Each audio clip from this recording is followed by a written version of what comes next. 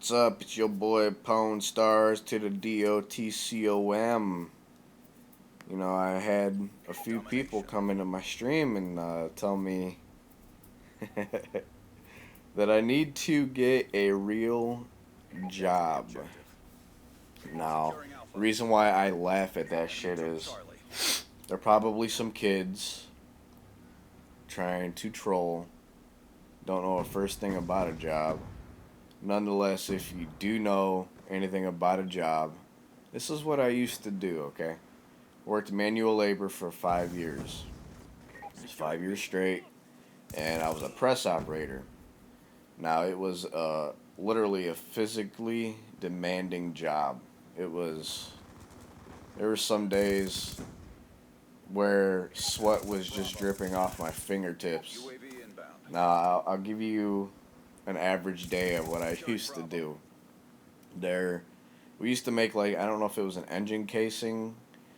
It's for Caterpillar, and it was about 45 pounds, and you had to pick it up from the skid. If you don't know what the hell a skid is, it's like a pallet. Pick it up from the skid, put it in the press, make a hit, pick it back up, and throw it back onto another skid. Now you figure I'd have to get out 8 skids a day, so that's 50 would go onto a skid. So you figure that's 400 times I would have to just pick it up off the skid and put it in the press. So you figure I picked it up about 800 times, 45 pounds 800 times. It gets very tedious, and it does a number on your shoulders, but you would actually have to move very quickly to get all of those skids out, and there was no rests in between, so it was repetitive and tedious all at the same time. And that was just an average day. Now, we actually had to run a job where these things, it was all metal. We would have to pick up, it's like a floorboard for I forget what company of a lawnmower it is, but it's like the entire floorboard of a lawnmower. And it was 110 pounds before you hit it in the press, and it would blank it all out.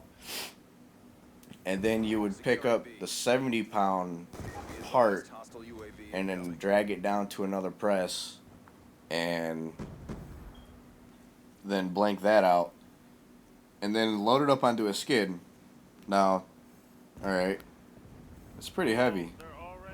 Not to mention, they were so fucked up on their organization that I would have to carry the 70-pound part over the top of my head to get it over to the skid because there was such a clusterfuck of other things that were around. And if I did my math correctly, there were 75 that went onto a skid, and we would have to get out 6 of those, so that's 450 times that I would have to load that up onto a damn skid, pick it up over my head. That did a number on my shoulders as well.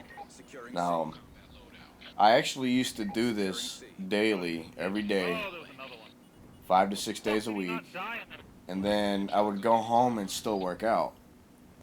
Now, I actually tore both of my rotator cuffs years back, and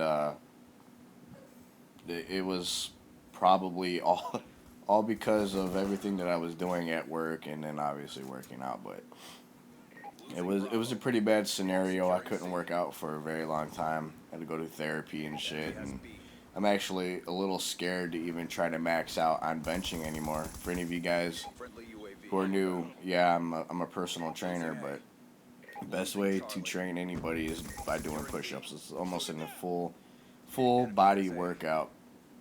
And yeah, I'm a little scared to even try to max out on a bench, so that's the gist of that bullshit. But you know, manual labor job, like I said, those were my average days, and I'm gonna give you a little injury that I used to go through at work. We used to make stuff for this company called AM General, and it was for the Hummers in Iraq. We would make the turret, the round turret, we would install like brushes and shit on it so it wouldn't get caked up with dirt, so they could actually turn the gun turret and shit like that. We'd make that. We'd actually made the seats. We made the seat backs. We made the Hummer doors, and it was on one of the seat backs. Obviously, a seat back is exactly what it sounds like. It's the back of a seat. And we would install lanyards into the side of them. And there was a guy actually training people on how to install the lanyard. And we're watching them. You know, some of these other people, they're getting it in. And I can't even... We had to use a compressed drill, air drill, to get the lanyard in, and I couldn't get mine in. So he's like, well, just wrap your hand around the lanyard. Now, the lanyard it's like twined up metal, and then there's plastic, thick plastic around it. So he's like, just wrap your hand around it a few times and then start drilling it, because what happened when I tried to drill is it would just spin around. I'm like, okay, so I did that. Now, these compressed air drills are pretty fucking strong. I'm sitting there, I'm starting to drill, and the trigger locked, and it completely jerked the lanyard that was wrapped around my hand like so tight on my thumb that it ripped from the joint of the thumb, bottom joint, all the way up, and it ripped the skin all the way off. It was horrible. Had to go to the doctors afterwards. I actually wanted to keep working, but they're like, man, you should go have that looked at. I'm like, whatever, dude. I end up going there, getting stitches and whatnot. But that's what I used to do before I started playing video games and getting paid for it and doing a YouTube streaming, all that, you know, good stuff. I'd rather do this than have to go through that bullshit again. It was a rough job. There were times where we were in scenarios we never had heat, and it's like in a factory building, so they would have to have the dock doors open.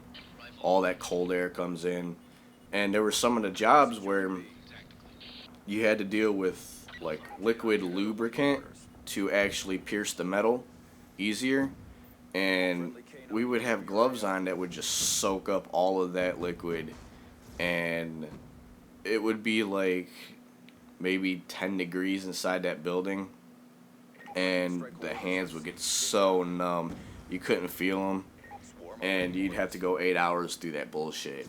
Or there's another scenario where they don't have, I mean, they have fans, but during the summer, dock doors are open, all that heat starts coming in, and the fans wouldn't do dick because all it's doing is blowing hot air on you. And like I said, there were times where sweat would just drip off of your fingertips. You were sweating so much.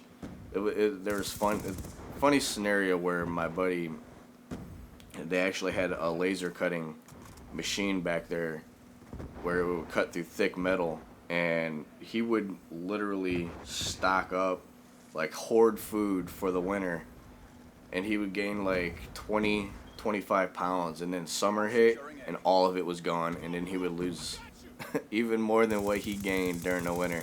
It was a difficult situation, difficult job. The owners and anybody else that was in charge didn't really give a shit about how they were treating their workers, so we all ended up getting laid off. The company fell through, which, hey, shit happens, dude. You don't treat us right, shit's gonna fucking happen. But that's the end result, and I'm here now commentating on a damn video for you guys. So there you have it. Hope you guys enjoyed the video. I'll be giving you guys some more commentaries. Peace. Enemy has C. Hostile hunter killer drone inbound. Lodestar on standby. Dude, what are you doing? Why are you knifing me? Be advised, hostile care package inbound. Lodestar inbound. Timeline in jeopardy. Pick it up. Securing B. Swarm on standby. Bravo secure. Our teammate fucking following me around, Be knifing me. advised, swarm inbound. Over here on A, RCXD Bob. inbound. Fucking Securing 3 of them Charlie. back there. Securing Charlie.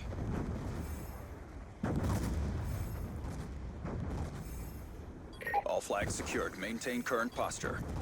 Check your Taking A. timeline. Losing Alpha. I died around the We corner. lost Alpha. Fucking game is so stupid, dude. We've taken the advantage. Friendly UAV inbound.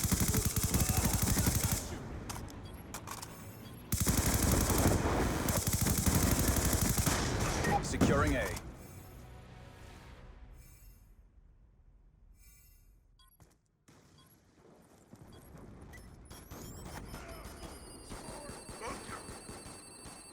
Get up there. Get up here.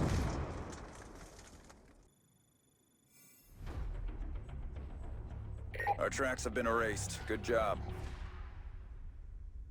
You're bad. Securing B. Pushing construction.